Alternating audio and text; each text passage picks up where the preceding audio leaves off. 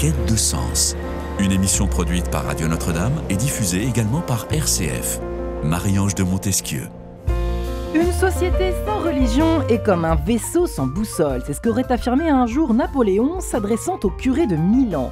C'est le cœur qui sent Dieu et non la raison, lui répondrait par exemple un certain Blaise Pascal. En tout cas, que vous soyez croyant, pratiquant ou non, sachez que plus la qualité de notre vie spirituelle est bonne, meilleur serait notre état de santé mentale. Voilà ce que révèle en tout cas un sondage parmi d'autres mené auprès de 2754 étudiants et employés du réseau de l'Université du Québec. C'était au printemps 2020. Le spirituel viendrait améliorer notre bien-être de manière très marquée.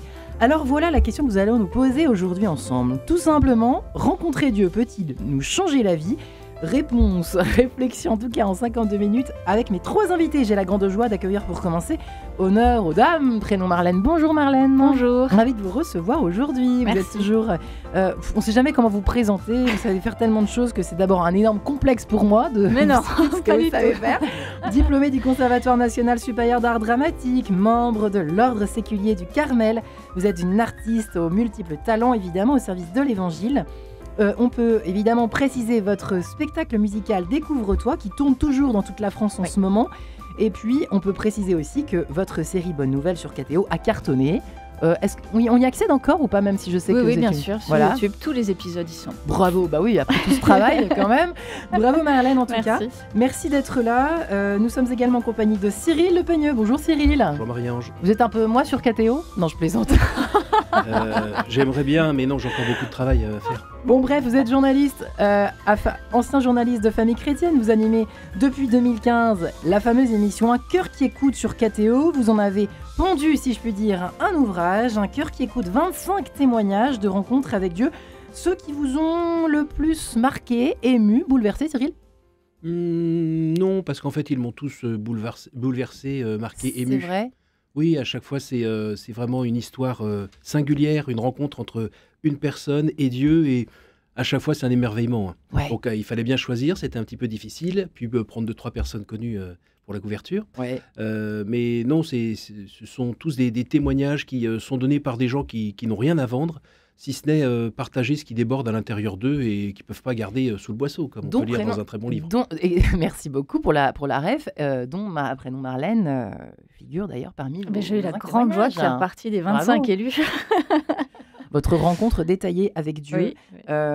Nous sommes également enfin en ligne avec Harry Roselmack. Bonjour Harry. Bonjour, content de vous retrouver. Eh ben oui, ravi de vous recevoir cette année avec votre dernier bébé, si je puis dire, Dieu, la source et l'univers philosophal. Alors, avec vous, on rentre dans une autre dimension, un ouvrage fraîchement paru aux éditions Jouvence, cher Harry Roselmack.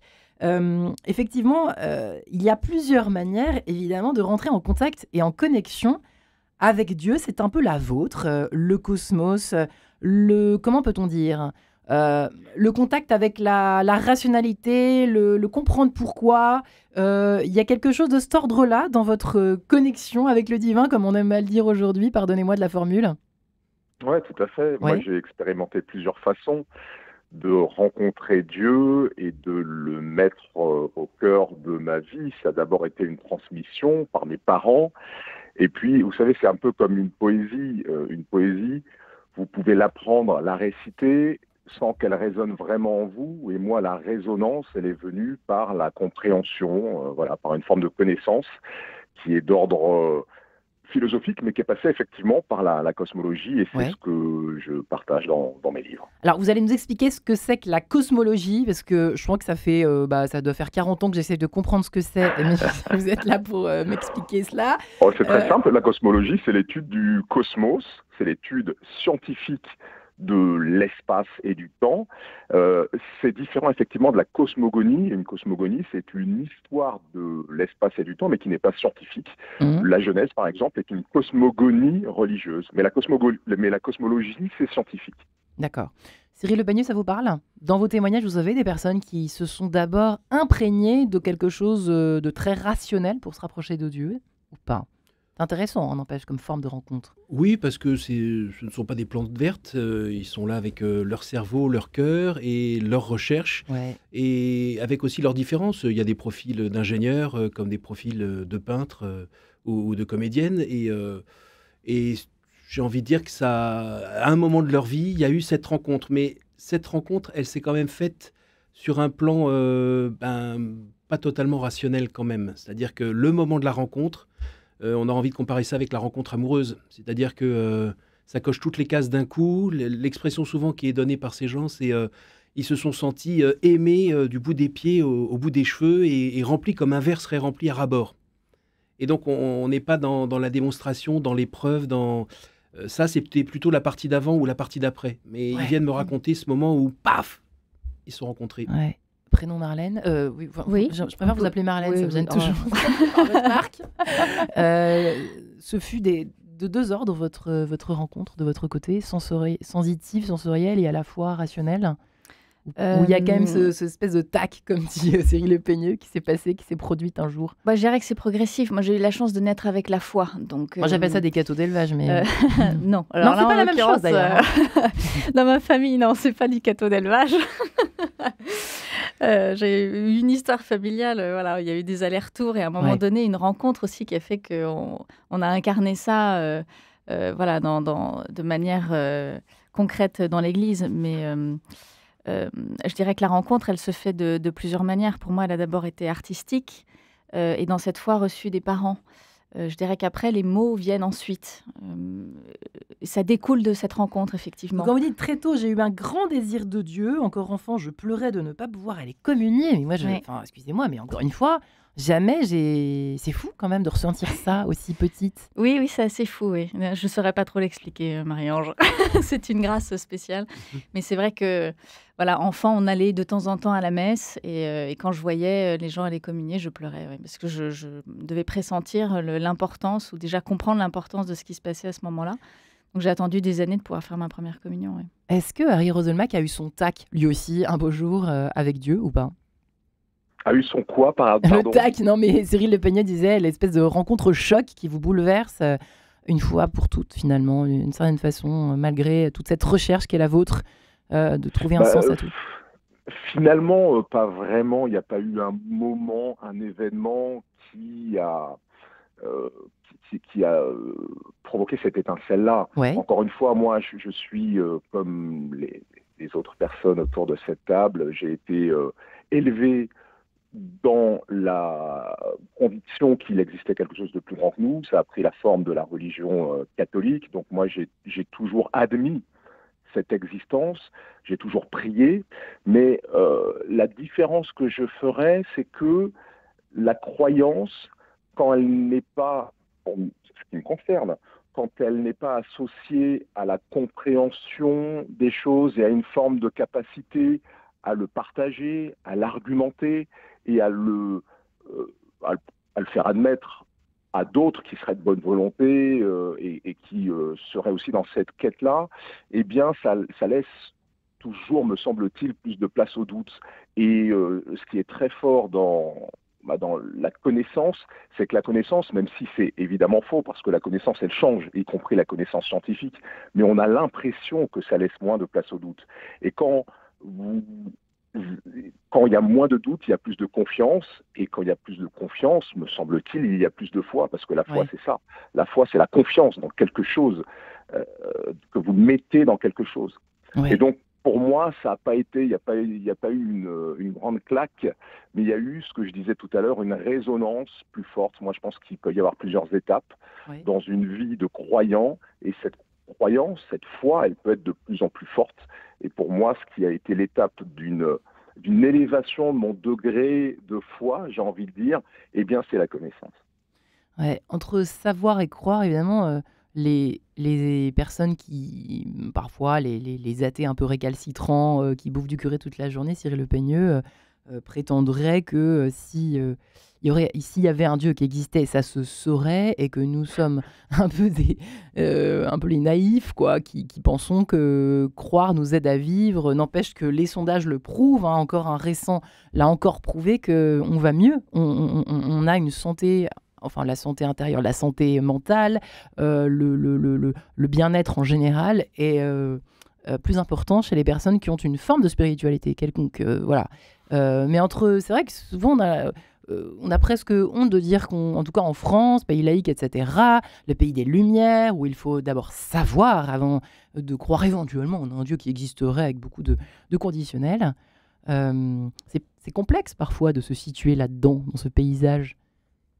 Alors, je vous répondrai pas par une pirouette, mais sur KTO, on a une émission qui s'appelle La foi prise au mot, qui prend le temps pendant 52 minutes de justement aborder, souvent avec des professeurs d'université, des biblistes, des théologiens, des exégètes, des problématiques de la foi à vivre aujourd'hui et en l'état des connaissances actuelles, en référence avec la Bible, avec la tradition. Donc c'est plutôt là-bas où on peut développer ce genre d'approche. Dans l'émission qui m'a été confiée sur KTO, donc moi je recueille ce moment d'expérience humaine, de rencontre. Après, je pense pas que... donc on n'a pas toujours le temps de développer avec les invités cet aspect-là, mais la partie croire, il y a des moments quand même où je pense que notre cerveau à la taille qu'il a, et par exemple, imaginer Dieu, il n'y a pas la place. Donc, on a une intelligence, et on l'a vu notamment avec les travaux de, saint Thomas d'Aquin, par exemple, qui a écrit 2-3 trucs assez intéressants. Il y a une partie où on peut connaître, une partie où on peut évacuer les mauvaises réponses, mais peut-être qu'il y a toujours cette partie mystère de l'inconnaissable. Et j'avoue que ça, c'est pour moi la partie croire, où j'ai envie de faire une sorte de comparaison avec toutes les limites de la comparaison, mais avec la rencontre avec mon épouse, où en fait, je ne sais pas à quoi nous ressemblerons dans 40 ans, mais on se lance, on fait confiance, on essaye de se connaître, mais on n'a pas tout dans les mains avant de se dire oui. Ouais, il y a le mot contrôle qui rentre en ligne de compte à ce moment-là, cher prénom Marlène, finalement, le fait de se laisser aller à la confiance et à la croyance, en tout cas à la foi, à la spiritualité, c'est un véritable engagement dans la vie, mais c'est sauter dans le vide d'une certaine façon aussi. Parce que sinon, ça rendrait fou de chercher tout le temps le sens de la certitude que tout ce en quoi on croit et celui en qui on croit existe vraiment. Ça rendrait fou. Parce que c'est impossible à prouver, comme le disait. Ça rendrait pas fou, parce que si on ne peut pas le prouver scientifiquement, il n'empêche que Dieu se rend présent et palpable à celui qui le demande. Heureusement qu'elle est là.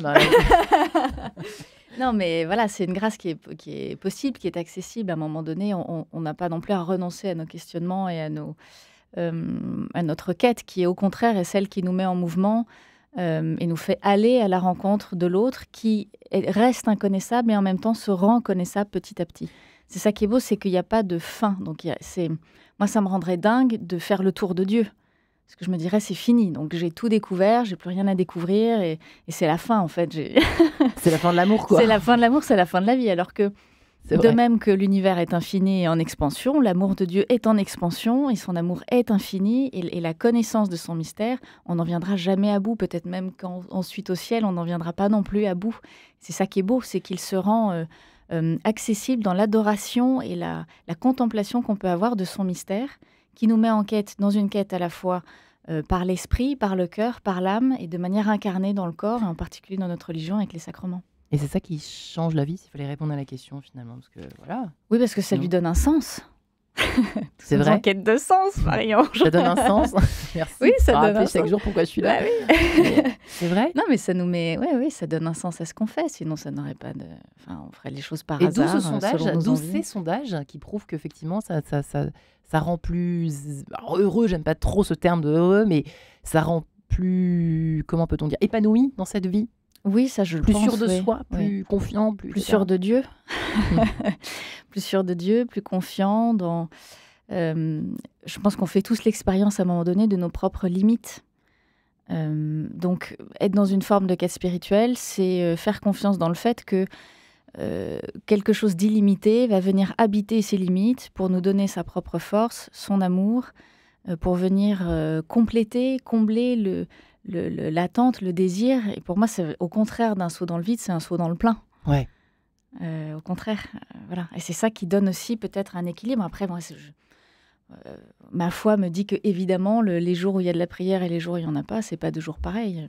Quand on s'en remet à Dieu, quand on fait les choses à 2, je pense que Cyril pourra témoigner avec son épouse, mais quand on fait les choses à 2, ça va quand même plus vite, plus loin, c'est quand même mieux quoi, que tout seul. Harry Roselmack, le monde souffre, c'est assez souvent remarqué dans cette émission Quête de Sens, et surtout venant de la part de personnes, figurez-vous, de personnalités, d'invités, qui ne se disent pas croyants ni pratiquants. On en témoigne avec Guillaume, le réalisateur de cette émission En Quête de Sens. Très souvent, nous sommes surpris d'entendre des témoignages comme celui-là. On a eu encore tout récemment un invité qui disait qu'effectivement, le monde souffre d'une certaine forme de nihilisme. Alors, c'est étonnant de la part de quelqu'un en plus qui ne croit pas et ne pratique pas. Est-ce que ça vous surprend, ce type de témoignage et de vision, Harry Roselmack ? Non, ça ne me surprend pas du tout, parce que l'esprit humain a besoin de repères. Nous avons besoin de repères, ce qui me permet de reboucler un tout petit peu sur ce qui s'est dit précédemment. Oui. Je voudrais juste dire, d'un point de vue historique, qu'au Concile Vatican I en 1870, dans les conclusions, il est écrit que l'existence de Dieu doit pouvoir être argumentée sur un plan rationnel. C'est pas quelque chose qui était du tout écarté à cette époque dans la doctrine catholique. Ça, c'est la première chose. Et la seconde chose, c'est que, évidemment, qu'il va probablement rester une part de mystère, évidemment que nous ne pourrons pas avoir toutes les réponses, mais l'esprit humain qui résulte de l'évolution de l'information dans l'univers qui a fait les systèmes de plus en plus complexes jusqu'à un système extrêmement complexe qui est le cerveau humain, qui permet de manipuler de l'information et de lui donner de la cohérence. Donc la pensée humaine, c'est la plus performante que l'on connaisse aujourd'hui. Oui. Peut-être que demain, les IA, dans certains domaines, et pas tous, sera plus performante que nous, et elle l'est peut-être déjà dans certains domaines. Mais toujours est-il que cet esprit logique qui nous habite naturellement, parce que fruit de l'évolution de la nature, cet esprit logique qui nous permet de décrypter l'univers dans lequel on évolue. Grâce à cet esprit logique, nous avons mis en place des outils, nous avons mis en place des méthodes qui nous permettent de trouver des réponses sur cet univers, ce qui semble assez improbable, de savoir que l'univers, il y a 13,8 milliards d'années, toute son information et toute son énergie étaient réunies dans un point qu'on appelle une singularité. Ce que l'on connaît très précisément aujourd'hui de la formation des particules élémentaires, des atomes, des étoiles, etc., c'est quand même déjà assez extraordinaire. Ouais. Et je pense que sans avoir de réponse scientifique, parce que là, pour le coup, on est dans de l'indéterminé, mais avec une autre méthode, qui est une méthode métaphysique, qui donne à certaines hypothèses plus de poids, plus de véracité qu'à d'autres hypothèses, on peut avoir un certain nombre de réponses qui sont utiles dans le sens, on en parlera tout à l'heure, parce que effectivement de savoir comment fonctionne l'univers, ça permet de mieux le manipuler et de mieux vivre, mais ne serait-ce que pour essayer de percevoir quelle serait la finalité de cet univers. Si cet univers a un début et s'il est vraisemblablement une création, il vaut mieux essayer de savoir si cette création avait un but et une finalité. Et ça permet de donner justement du sens et une direction à l'humanité qui, si elle n'en a pas, se perd. Eh bien, il y en a une qui a dit, en tout cas un beau jour, qui l'a chanté « N'ayez pas peur », qui en reprenant une phrase bien célèbre. Je vous laisse deviner, évidemment, prénom Marlène. Je vous remercie pour cette transition. Fabuleuse, n'est-ce pas ? À tout de suite. À tout de suite, les amis. N'ayez pas peur de ces couleurs. Ouvrez les cœurs, laissez tomber toutes vos rancœurs. Nos différences font notre chance. Ne vaut pas la peine de la rengaine. Don't be afraid to fade away. Let down your wall and lift up your soul. Open your mind, your fear is mine. Stand up in your heart, one beat for all.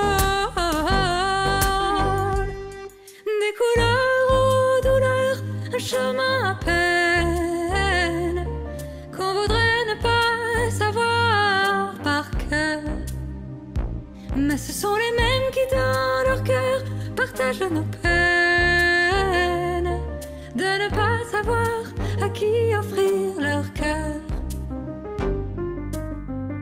N'ayez pas peur de ces mystères dont la grandeur chante en secret un homme est sur terre.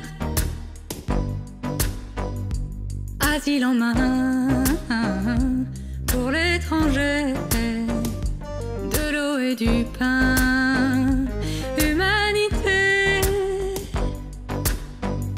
You know the song, let's sing along. Trust you and I, we're from the sky. Don't be afraid of these colors. All of us bleed red, one and diverse. Des couleurs aux douleurs, un chemin à peine qu'on voudrait ne pas savoir par cœur. Mais ce sont les mêmes qui dans leur cœur partagent nos peines de ne pas savoir à qui offrir leur cœur. N'ayez pas peur de vos envols vers des hauteurs dont les sommets sont une parole. Un frère, une sœur, l'autre qu'on aime, semé en son cœur un jardin d'Éden. Don't be afraid of these colors, all of us bleed red, one and Prénom Marlène sur Radio Notre-Dame et RCF, à l'heure où nous nous interrogeons dans cette émission. Et pourquoi pas, oui, parfois on se dit, mais pourquoi cette idée tout à coup, rencontrer Dieu peut-il nous changer la vie? Eh bien oui, il fallait se la poser aujourd'hui, cette question, avec mes 3 invités qui sont Prénom Marlène, avec son spectacle musical Découvre-toi dans toute la France. On peut citer quelques villes? Pour l'instant, non. Mais... Pas encore. Pas encore, mais c'est en cours. Voilà. On peut citer le site internet si vous voulez. Bah voilà. Prénommarlène.com. Bah, tout simplement, voilà. Merci Prénom Marlène d'être là.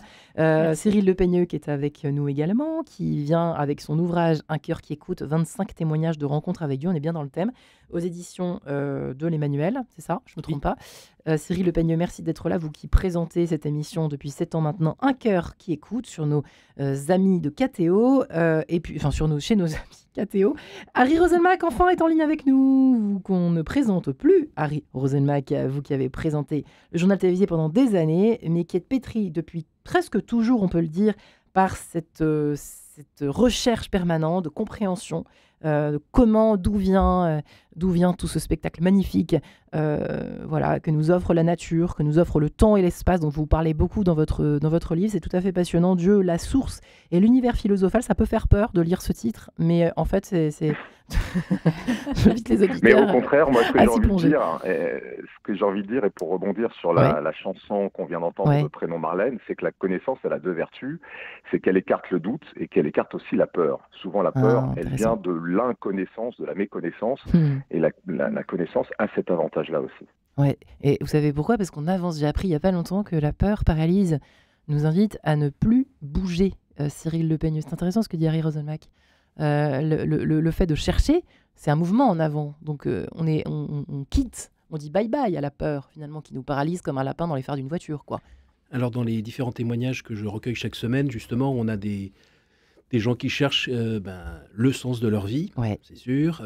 Chacun avec son histoire, chacun avec sa sensibilité, chacun aussi avec son profil donc psychologique, sa façon de connaître. Là, par exemple, j'avais un gars qui était plutôt profil ingénieur, qui a bien cartonné dans son métier, et puis qui se retrouve avec sa fiancée le soir de Noël. Et là, ils sont en train de se mitonner des petits plats super sympas. Et puis, dans la rue, c'est coloré, c'est festif, machin. Mais Voilà, ils sont tous les deux à se faire une fête laïque, on va dire, de Noël. Et puis, tout d'un coup, elle lui dit bon, allez, viens, prends ton manteau, on y va. Il dit mais on va où? Allez, mais ça se voit, tu meurs d'envie d'aller à la messe. Il fait mais rien du tout, j'ai pas envie. Allez, discute pas, mets ton manteau, on y va. Et donc, ils partent, ils vont dans la rue, ils arrivent dans l'église. Ils ouvrent, ça avait commencé depuis 5 minutes. Au moment où ils rentrent, il y a l'orgue qui sort le grand jeu. Ils se prennent ça sur la tête. Et puis ils vont s'asseoir. Et d'ailleurs, au moment où l'orgue joue ces grosses notes bien fortes, lui, il voit tout en bleu. Et dans l'instant, il sait qu'il est aimé intégralement par Dieu. Sans blague. Tout ingénieur qu'il est. Oui, et en n'ayant pas cherché de ce côté-là spécialement. Après, quand il relit, il se rend compte que ça fait un moment qu'il cherchait. Mais il cherchait un sens à sa vie, il cherchait à comprendre pourquoi, les relations entre les gens, pourquoi la souffrance, pourquoi la maladie, pourquoi lui présent ici. Et là, à ce moment-là, il a reçu ce cadeau, paf, qui lui a, le fameux paf, ou tac, Ouais, j'ai bien aimé. et qui lui a complètement changé la vie. Parce que c'était ça, donc la question de votre émission, c'est est-ce que ça change la vie? En fait, toutes les personnes moi, que je reçois chaque semaine me racontent comment ça a complètement changé leur vie. C'est-à-dire que cette joie qui leur a été donnée tout d'un coup, attention, je ne m'oppose pas à la démarche de Harry. J'ai plein de gens aussi qui cherchent par le biais de leur intelligence. Et beaucoup, à un moment, ont besoin aussi de cette rencontre par le cœur. Ouais. Donc, c'est pas non à l'intelligence et on est là, ah ouais, j'ai rencontré Dieu, tout va bien. Non, c'est vraiment en fonction des capacités de chacun aussi. C'est cette rencontre où il y a la fameuse conversion de l'intelligence qui est possible, mais on est obligé aussi d'avoir cette conversion par le cœur. Et ça change leur vie parce qu'ils ne peuvent plus vivre comme avant. Les choses ont pris un sens. Alors, ça ne veut pas dire que non plus tout va bien. Les bisounours, c'est fini. Et puis surtout, ça n'existe pas. Donc, ils continuent à avoir des épreuves, mais ils les vivent différemment. Ouais. Ils continuent à avoir des choses qu'ils ne comprennent pas, mais ils les vivent différemment. Harry Roselmack, récemment, j'ai eu la joie de recevoir Anne-Dauphine Julien. Et elle disait que finalement, je lui disais, mais comment est-ce qu'on peut donner un sens à ce que vous vivez, à ce que vous traversez? Donc, ces décès de ces 3 enfants, plus ce suicide de Gaspard, etc. Comment?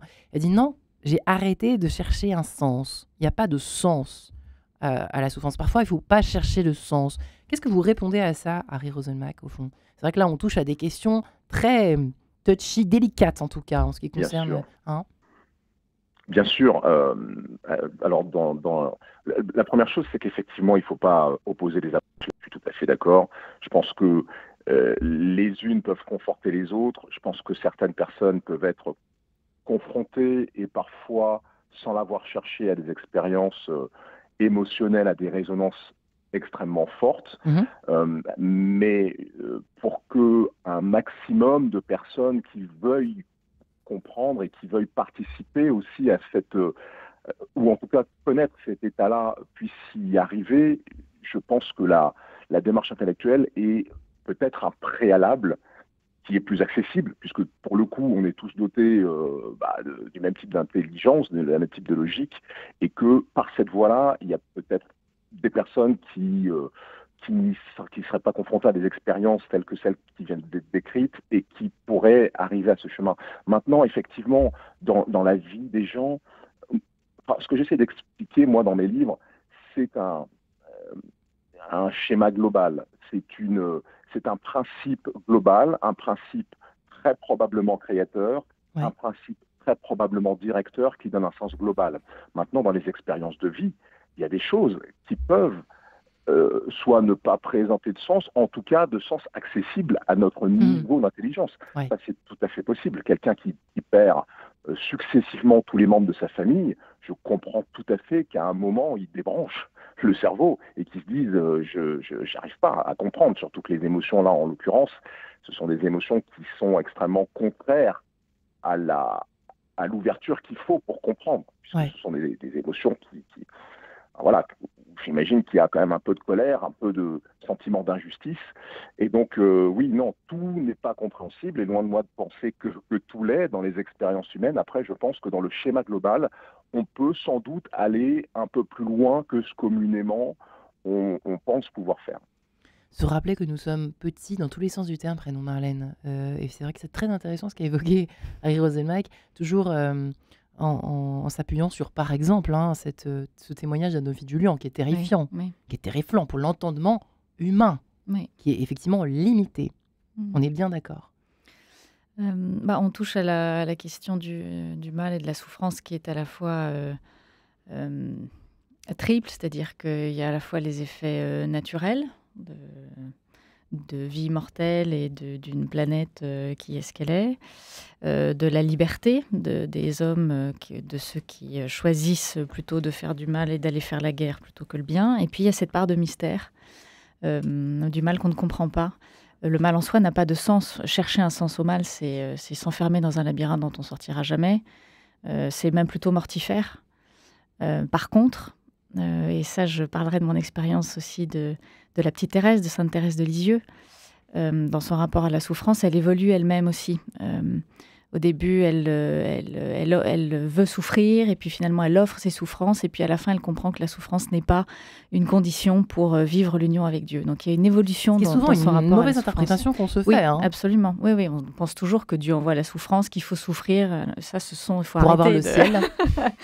Voilà. Ça tout de suite. Donc, il ne s'agit pas de chercher le sens qu'a la souffrance en elle-même. Par contre, on peut lui donner un sens dans l'idée de ne pas en être une éternelle victime et de s'y identifier, parce qu'il y a aussi ce risque-là de s'enfermer dans une souffrance et de n'être plus que ça. D'ailleurs, j'ai souvent entendu Anne-Dauphine Julian dire, voilà, on n'est pas que la souffrance. Nous ne sommes pas que les pantins. C'est intéressant ce que vous disiez aussi, à toujours subir le destin, subir le destin. Je subis, c'est quelque chose qu'on entend beaucoup aujourd'hui.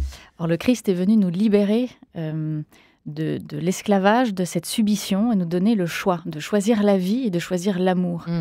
Quand lui-même a choisi librement de se laisser faire par les hommes et de mourir sur la croix, il a pris sur lui tout ce mystère, à la fois toutes les parts du mal, la liberté, le mystère et la mortalité naturelle, pour lui donner un sens de vie et d'amour dans sa résurrection, pour venir nous annoncer que la mort et la souffrance n'est pas la fin, donc ça n'est pas le sens ultime. Même le pire n'est pas la fin. Même le pire n'est pas la fin, puisque derrière il y a la vie, et que c'est à ça qu'il nous appelle. Et ce que j'aime beaucoup dans l'expérience de la petite Thérèse, c'est que finalement, elle donne un sens à tout ce qu'elle vit, que ce soit à la fois la joie comme les souffrances, en l'offrant à Dieu, c'est-à-dire en l'invitant à vivre ça avec elle, et elle en vivant ça avec lui. Donc en lui donnant, elle fait une expérience comme ça dans la prière pour un condamné à mort pour lequel elle aura un signe fort. Elle comprend que ça porte du fruit, à la fois pour elle, mais aussi pour le monde. Waouh. Et ça donne un sens très profond à tout ce qu'on peut vivre. On vit les choses différemment. Alors c'est vraiment on touche encore à une autre part de mystère, mais c'est vrai que l'expérience qu'elle fait avec Pranzini, ce condamné à mort terrible qui a commis des horreurs, qui a tué une petite fille, une femme de chambre, une maman, qui a volé, elle se dit moi je vais offrir ce que je vis et puis des efforts, des messes, des prières pour le salut de son âme. Non pas pour qu'il ne soit plus condamné, mais pour le salut de son âme, c'est-à-dire pour qu'il puisse se réconcilier avec Dieu dans son cœur et que finalement, il y a un sens qui soit retrouvé à son existence et qu'il ne termine pas dans cette horreur de se dire que tout le sens de son existence, c'est d'avoir tué et d'être puni pour ça, mais pour donner un sens supérieur. Et elle demande à Dieu un signe. Elle est à la fois confiante dans le fait qu'il va lui donner un signe, mais pour sa consolation, elle lui demande un signe. Besoin d'encouragement, quoi. Voilà. Zut, à la fin. Elle avait, 14 ans quand elle demande ça, 14-15 ans. Ouais. Et au fait, au moment où le condamné à mort monte à l'échafaud, juste avant, il demande à embrasser la croix au prêtre qui est là. Et c'est marqué dans le journal, c'est comme ça que la petite Thérèse le découvre. Et lui, qui n'avait pas la foi, qui n'était pas du tout réputé pour être un homme pieux, elle comprend qu'elle a son signe à ce moment-là, qu'il a pu se réconcilier avant de mourir. Eh bien, c'est non pas Prénom Marlène que on va entendre, avant la réaction évidemment d'Harry Roselmack. Ne perdez pas rien de ce que vous alliez dire, cher Harry. Nous entendons tout de suite les Beach Boys, figurez-vous, God Only Knows. Et oui, à tout de suite.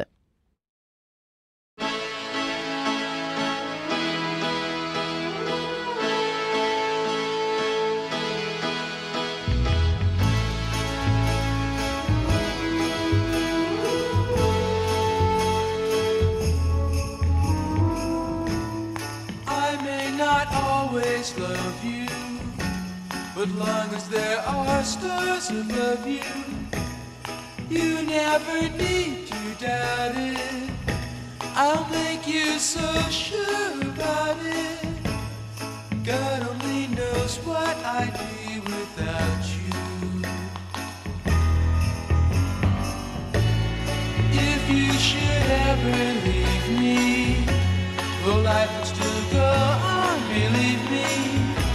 The world could show nothing to me, so what good would living do me? God only knows what I'd be without you.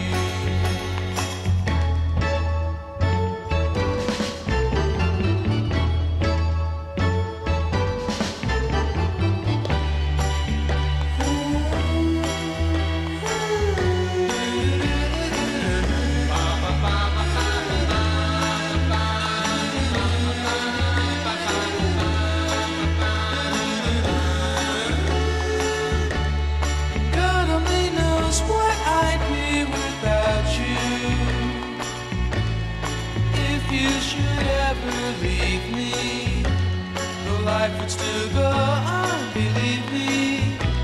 The world could show nothing to me, so what good would living do me? God only knows what I'd be without you. God only knows what I'd be without. God only knows what I'd be without. God only knows what I'd be without. God only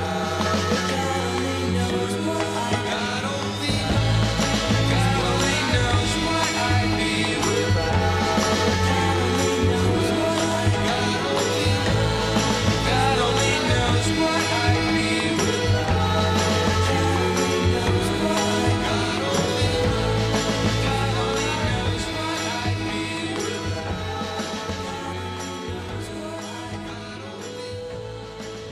Quelle joie, les Beach Boys. Bah voyez, comme quoi, sur Radio Notre-Dame et RCF, on peut toujours être surpris, surtout avec les touches musicales de François Dieudonné que je remercie. Voilà, rencontrer Dieu peut-il nous changer la vie? Vaste question que nous posons, que je me permets de poser à mes 3 invités du jour, qui sont Cyril Le Peigneux, Un cœur qui écoute sur KTO et ce livre, 25 témoignages de rencontres avec Dieu, paru aux éditions de l'Emmanuel. Merci d'être là. Prénom Marlène et son spectacle musical Découvre-toi. Et enfin, Harry Roselmack, journaliste bien célèbre, qui récidive avec ce nouvel ouvrage Dieu, la source et l'univers philosophal aux éditions Jouvence. Faire le bien, souhaiter le bien, remercier pour le bien que l'on reçoit engage un cycle qui nous conduira vers l'harmonie. C'est ce que vous écrivez dans votre livre, Harry Roselmack. Mais d'abord, peut-être une réaction à ce qui a été évoqué, notamment par Prénom Marlène, juste avant cette petite trêve musicale, cher Harry. Oui. Je voulais juste dire que là où la réflexion rationnelle sur l'existence, elle nous donne aussi des clés face à des frontières, à des limites qui nous font naturellement peur, comme celle de la mort, c'est que cette réflexion, elle permet une chose très importante, et c'est d'ailleurs comme ça que se présente mon ouvrage, c'est de définir précisément les concepts et les termes associés à ces concepts. C'est ainsi que le terme vie n'est pas exactement un synonyme du terme existence. La vie est une parenthèse dans l'existence. J'argumente dans le livre que l'existence, qui est caractérisée par l'information, n'a pas de début, n'a pas de fin. Et que la vie, c'est le résultat d'une organisation, d'une détermination dans l'espace et le temps. C'est ce qui s'appelle la création, la création du monde, de l'univers que l'on connaît. Et effectivement, cette mise en mouvement, elle passe par des changements d'état, donc des états transitoires. C'est ainsi que la matière organisée, elle est transitoire. La vie est transitoire, mais l'existence qui sous-tend, et donc l'information qui sous-tend toute cette mise en organisation et tous ces changements d'état, cette information, elle ne disparaît pas. Et ça permet de prendre un petit peu de recul sur ce qu'est la mort. Alors, est-ce qu'on sait précisément ce que c'est? Non. Mais on sait que c'est un autre état d'existence que la vie. C'est pas une chute dans le néant, parce qu'on démontre en métaphysique que le néant est un non-concept. S'il y a de l'existence, il ne peut pas y avoir de néant. Ouais. Donc voilà, c'est des petites choses qui permettent effectivement de mieux vivre et de mieux aborder des questions qui sont terrifiantes, comme celle de la mort. Absolument, absolument. Et c'est pour ça qu'on retrouve cette question du nihilisme d'actualité aujourd'hui, malheureusement, dans notre société, parfois qui est tentée. Nous sommes même nous, les croyants, parfois tentés de se retirer dans une forme de vide en se remplissant de choses qui ne nous nourrissent pas. Donc voilà, que ce soit les achats compulsifs, les séries en boucle ou que sais-je. Et c'est vrai que de toute façon, la réalité est là pour nous rappeler justement à l'ordre et nous dire « Ah, t'es sûr que tu t'es pas trompé justement de prisme de regard d'analyse de cette vie qu'est la tienne ?» N'est-ce pas, Marlène? Mais tout à fait. C'est parfois étourdissant de se poser toutes ces questions, mais en fait, ça n'est pas tant que ça. C'est beau, en fait, que cette Bien démarche, sûr. finalement. Oui, J'y pense. c'est magnifique. Et puis tout est, pour moi, voilà, toutes les voies sont bonnes en fait. Tout est complémentaire et permet à un moment donné de faire l'unité aussi entre la pensée, la recherche intellectuelle, philosophique et spirituelle. Je dirais même que si ce qu'on cherche ne fait pas l'unité, il vaut peut-être mieux fuir. C'est vrai que ce serait absurde. Hein. Oui, c'est Ah, c'est plutôt bon l'absurdité. signe qu'à un moment donné, les choses se rejoignent voilà, je pense que le sens se dévoile assez naturellement du C'est moment intéress- qu'on se met en marche, en tout cas. Ouais, et d'ailleurs, c'est intéressant parce que vous répondez donc, dans le cadre de cette émission avec Cyril Le Peigneux, quand il vous demandait quel conseil donneriez-vous à quelqu'un qui vous dirait « J'ai envie de rencontrer Dieu, par quoi dois-je commencer ?» Vous l'avez répondu ceci, « Je lui dirais que s'il a le désir de rencontrer Dieu, c'est qu'il le connaît déjà un peu.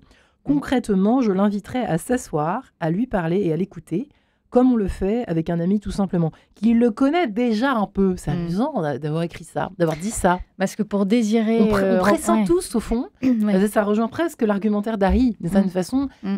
Tellement il y a de choses extraordinaires dans cet univers, dans cette existence même dont il a parlé à l'instant.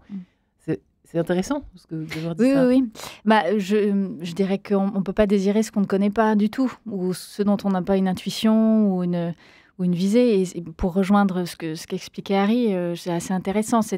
Alors, je n'utiliserai pas les mêmes mots entre l'existence et la vie. Pour moi, tout est vie.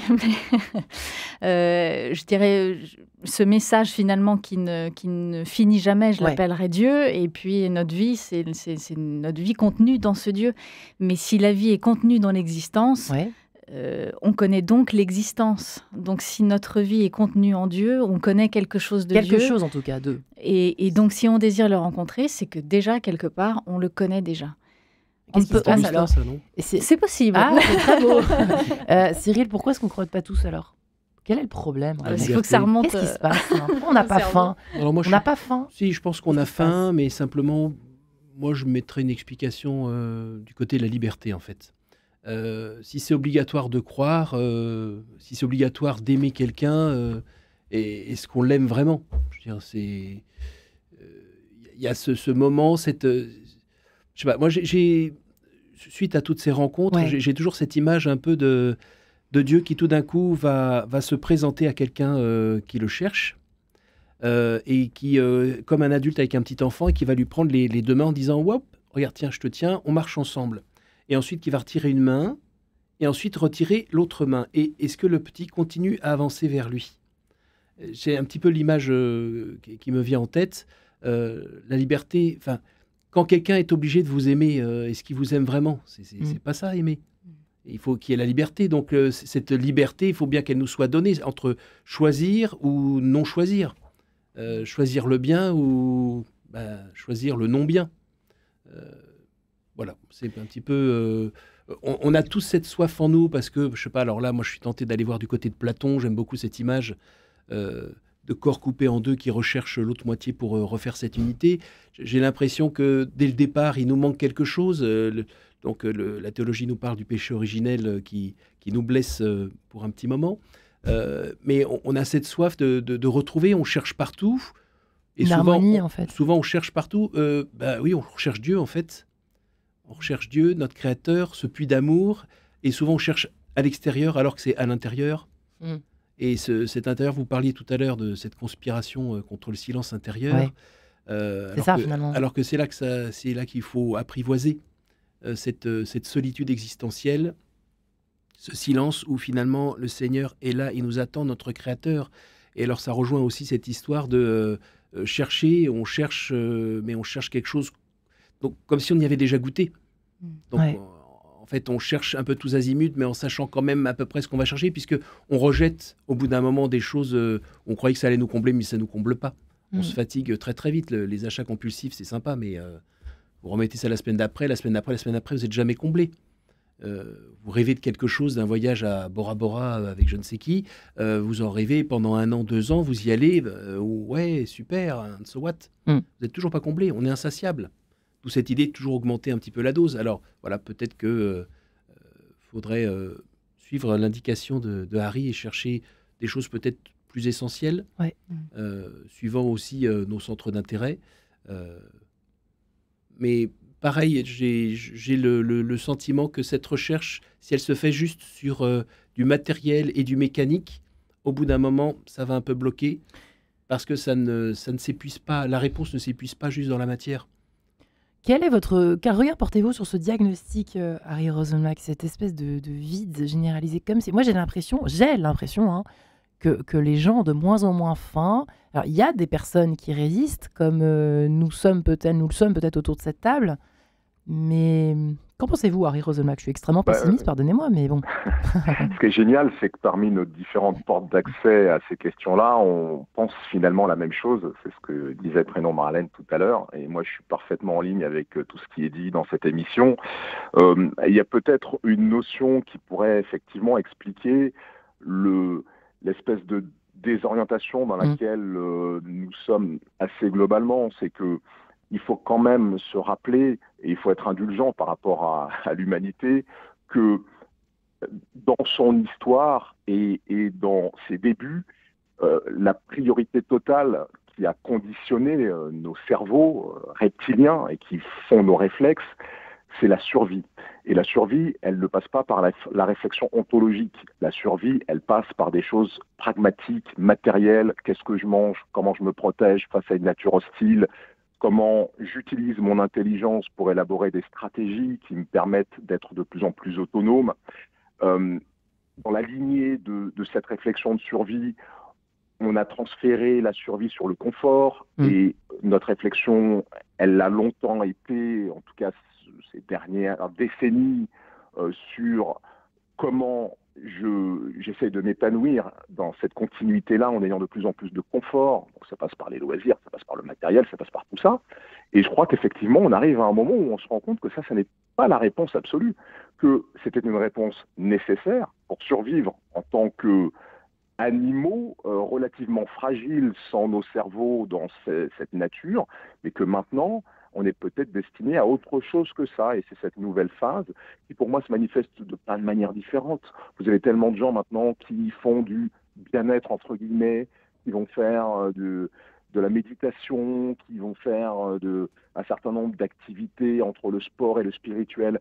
Il y a de plus en plus, je trouve, en tout cas, cette industrie-là qui se développe, mais qui est une réponse à une envie, à un besoin. Et donc, moi, je suis assez optimiste sur le fait que, finalement, ça fait partie du chemin de l'évolution de l'être humain. Je pense, comme certains autres philosophes, que l'être humain n'est pas arrivé à son stade final d'évolution. On n'est certes plus des hommes préhistoriques et des femmes préhistoriques, mais je pense qu'il y a encore une évolution qui doit se faire, et cette évolution, elle passe par effectivement un changement de compréhension et un changement de façon d'être par rapport à cette compréhension.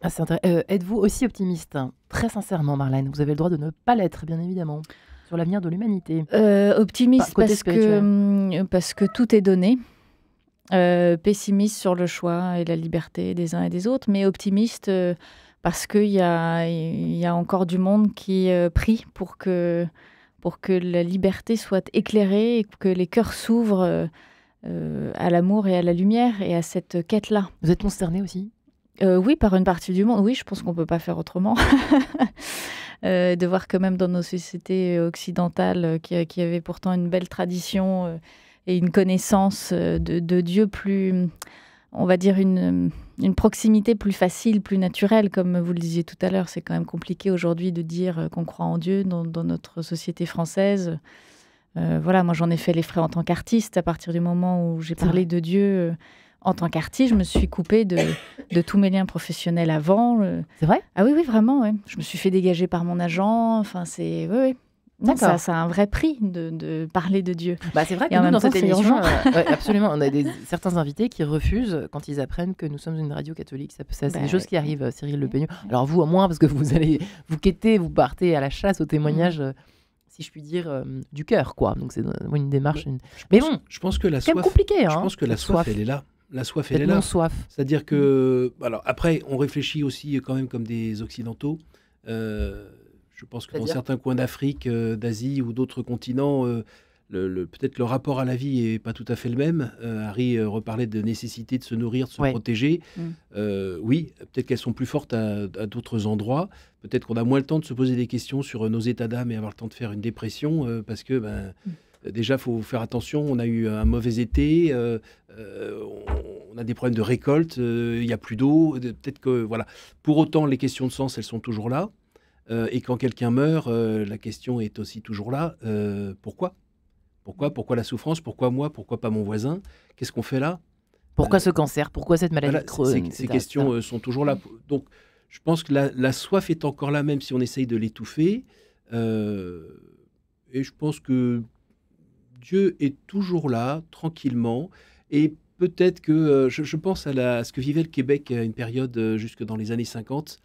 Où là, tout le monde au Québec croyait en Dieu, allait à la messe, priait le chapelet. Je crois même que l'évêque son orgueil était tout fier que le soir à 17h ou 19h, toute la ville était à genoux pour dire le chapelet. À un moment, on se dit c'est la Jérusalem idéale, tous entre chrétiens, l'école, tout le monde. Et en fait, ça a explosé. Waouh. Et je parlais avec un Québécois en lui disant c'est dommage, c'était un petit peu le rêve. Et il me répond mais non en fait. Parce que c'était du bout des lèvres, c'était culturel, et c'était pas le cœur des gens, c'était social en fait. Et c'est peut-être après ce nettoyage que peut-être on est encore en train de vivre. Donc, nous, vous êtes on repart peut-être dans le vrai, dans l'essentiel. Enfin, c'est ce qu'on essaye d'avoir chaque semaine dans l'émission Un cœur qui écoute. Et tous les jours dans l'émission Quête de sens. Je plaisante, Cyril Le Peigneux, bien évidemment. Voilà votre dernier livre du même titre, Un cœur qui écoute, aux éditions de l'Emmanuel, 25 témoignages. Merci beaucoup, prénom Marlène. Merci. Également, merci à vous d'être venu. Découvre-toi, votre spectacle musical en toute la France et Harry Roselmack. Merci infiniment, cher Harry Roselmack. Dieu, la source. Merci à vous. Merci à vous et l'univers, pardonnez-moi, peut-être un jour université philosophale chez Jouvence. Merci infiniment les amis et très bonne soirée à tous. Merci Marie-Ange.